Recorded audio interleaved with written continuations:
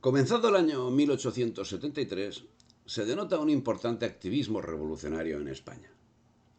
El 21 de marzo hubo una gran manifestación en Barcelona, al frente de la cual iba Pascual Madoz, en protesta por las políticas aduaneras. El 21 de diciembre de 1869 se publicaba el primer manifiesto de los trabajadores internacionales de la sección de Madrid a los trabajadores de toda España, en el que, entre otros asuntos, señalaba: la República Federal, como forma política, es a nuestro entender la menos mala de todas las formas de gobierno.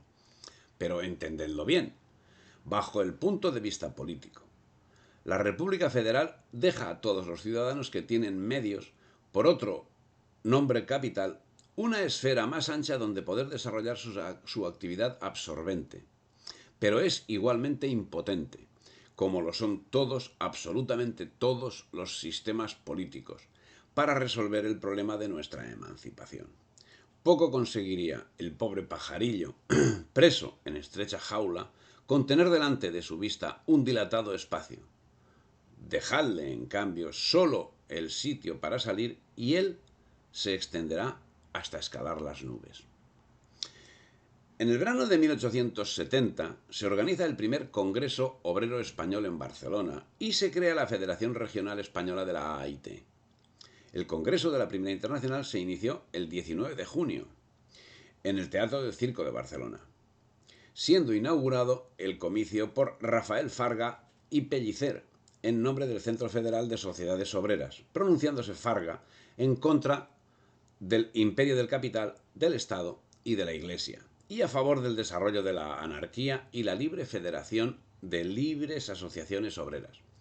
Al Congreso asistió un centenar de delegaciones de Andalucía, Valencia, Aragón, Castilla y Cataluña. Ya en su primera sesión acordó la adhesión a la AIT, siendo así la fecha de fundación de la Federación Regional Española de la Primera Internacional.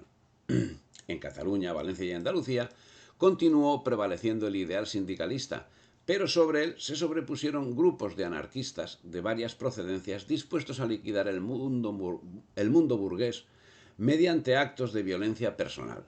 Así, entre 1892 y 1897, Barcelona fue teatro de una endémica manifestación terrorista que mucho antes de la guerra callejera de 1917 a 1922 le dieron triste fama en los anales de la subversión mundial.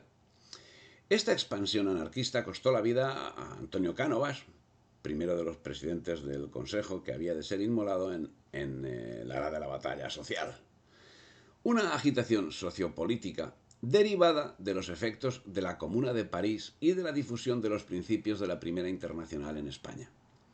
El miedo a la revolución proletaria empujó a tomar medidas represivas contra las organizaciones obreras, que se vieron plasmadas el año 1871 en un plan de persecución de la Internacional llevado a cabo por Sagasta, quien concedió poderes ilimitados a los gobernadores civiles para perseguirla. Mientras los gobiernos caían y en octubre de 1871 hubo en las Cortes una serie de debates en torno a la Internacional, donde Pi Margall, Castelar y Salmerón declararon en su defensa, si bien el 10 de noviembre de ese año 1871, tras los acontecimientos de la Comuna de París, se decidió en las Cortes ilegalizar a las dependencias de la Asociación Internacional de Trabajadores por considerar que incumplían el decreto de 20 de noviembre de 1868, al ser vistas como contrarias a la moralidad pública. No obstante, en la práctica, la tolerancia hacia las asociaciones de este tipo se mantuvo durante el resto del sexenio democrático. Pero la Federación de la Región Española de la AIT convocó un congreso en Córdoba entre finales de 1872 y principios de 1873. En este año, el paro derivado de la crisis económica apenas había remitido con respecto al año 69. Si a ello unimos que para las capas populares república significaba revolución, tendremos la atmósfera en que se vio envuelta la llegada del régimen republicano que, sin pensarlo nadie, sin haber laborado nadie por él, se vio instaurado el 11 de febrero de ese año 1873. El clima era de puro desasosiego, no por la desaparición de la monarquía, a la que nadie parecía echar en falta después de un siglo de incalificables actuaciones, sino por la actuación llevada por el liberalismo en ese tiempo, que había proletarizado a la población y la había dejado huérfana de todos los principios que la habían constituido. En Andalucía la lucha por la tierra había estallado en motines y violentas ocupaciones de propiedades agrícolas. Después de proclamada la República, los comerciantes madrileños decidieron armarse en defensa de sus propiedades por considerarlas en peligro. Los alfonsinos, los constitucionales de Sagasta y los radicales de Ruiz Zorrilla recurrieron a la vieja fórmula abstencionista con el fin de cuestionar la representatividad del nuevo régimen, el retraimiento, es decir, la no participación en la consulta electoral, para negar posteriormente la legitimidad del sistema. En Alcoy, ciudad con una importante industria manufacturera, que ocupaba a un buen número de obreros, se había instalado la sede de la Comisión Federal de la Federación Regional de la Primera Internacional. El 9 de julio, una huelga general organizada por los bakuниnistas derivó hacia una situación de violencia que acabó con el asesinato del alcalde y del incendio de una fábrica. En Barcelona, mientras tanto, se convocó una huelga general para el día 14, pero la situación se aceleraría, ya que el 15 de junio, una semana después de haber sido proclamada la República Federal, el Boletín de la Federación Alcoyana publicaba una protesta afirmando que carlistas y republicanos eran la misma cosa, alentando al pueblo a la acción revolucionaria contra la sociedad y la política burguesa. Alcoy era una de las pocas ciudades españolas que se había industrializado. Un tercio de sus 30.000 habitantes, incluyendo mujeres y niños, trabajaba en la industria.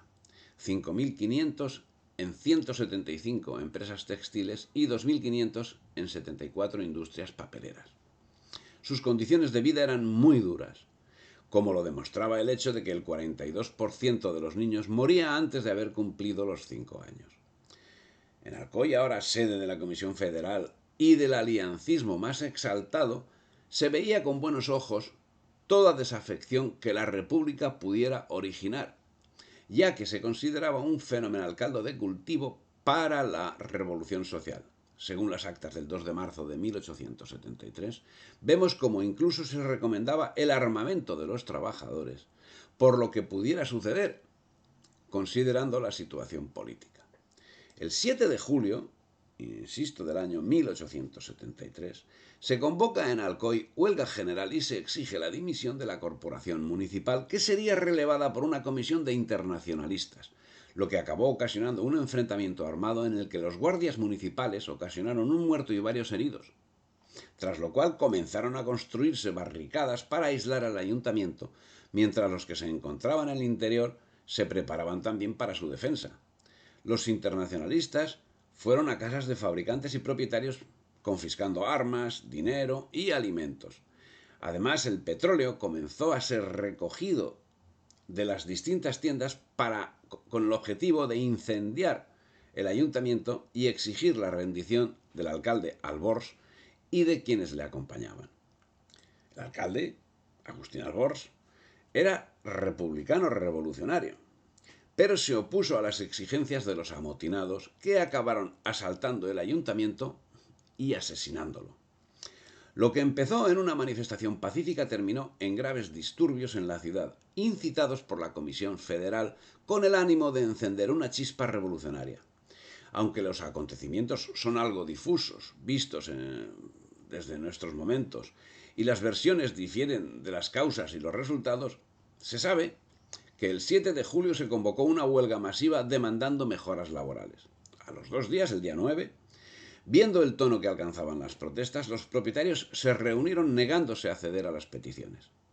El alcalde, que había sido superadísimo por la situación, hizo llamar a las tropas del gobernador, que se enfrentaron a los manifestantes, llegando a disparar. El motín que se produjo a continuación se saldó con la quema de fábricas, propiedades y del ayuntamiento. El día 12, justo antes de llegar el ejército, muchos de los insurrectos abandonaron la ciudad.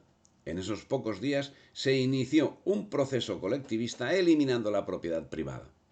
Fue la revuelta española más fiel a los ideales de la Comuna de París. Sin duda, la causa que hizo posible la insurrección popular fue el complejo proceso de lucha que se inició en las fábricas alcoyanas con la destrucción de máquinas del año 1821. La huelga general contó con el apoyo mayoritario de los trabajadores y la Comisión Federal se encargó de propagar el levantamiento en los pueblos de la comarca. Fue una de estas comisiones la que acabó gestando el asesinato del alcalde Agustín Albors, cuando, al comunicarle las reivindicaciones de los revolucionarios, las estimó exageradas y puso el asunto en conocimiento de los patronos. El 8 de julio, la conflictividad fue general. Siguiendo los dictados de la Internacional, los piquetes impidieron que aquellos trabajadores que querían acudir al trabajo cumpliesen con su objetivo.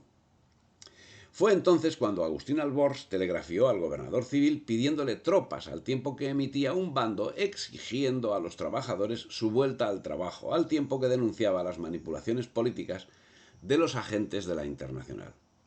Como consecuencia, el día 9, en asamblea celebrada en la Plaza de Toros, se solicitó la dimisión del ayuntamiento y su sustitución por una junta, para la que, apoyando esta imposición, una gran manifestación ocupó la plaza del ayuntamiento, mientras diversos piquetes apresaban a quienes consideraban desafectos, a quienes utilizaban para forzar la rendición de quienes desde el ayuntamiento se les enfrentaba.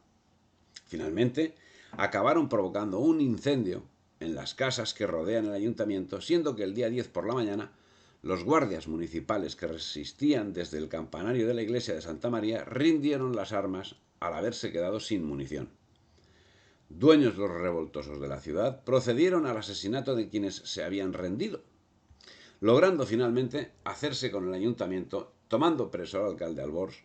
Finalmente el alcalde sería asesinado, como hemos dicho, por los huelguistas, que arrastrarían su cadáver por las calles mientras asesinaban a un total de 16 personas y secuestraban a otras.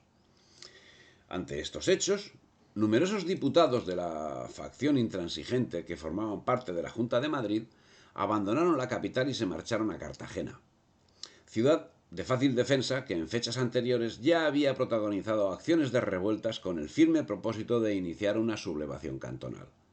Fue necesaria la intervención del ejército, quien al mando del general Velarde restableció el orden el día 13. Cuando Alcoy fue sometida, estalló la insurrección en Cartagena, que es objeto de otro capítulo. Llegado el año 1874, con el golpe de Pavía en enero, la AIT en España quedó oficialmente disuelta y hasta 1881 todas las sociedades obreras serían ilegales.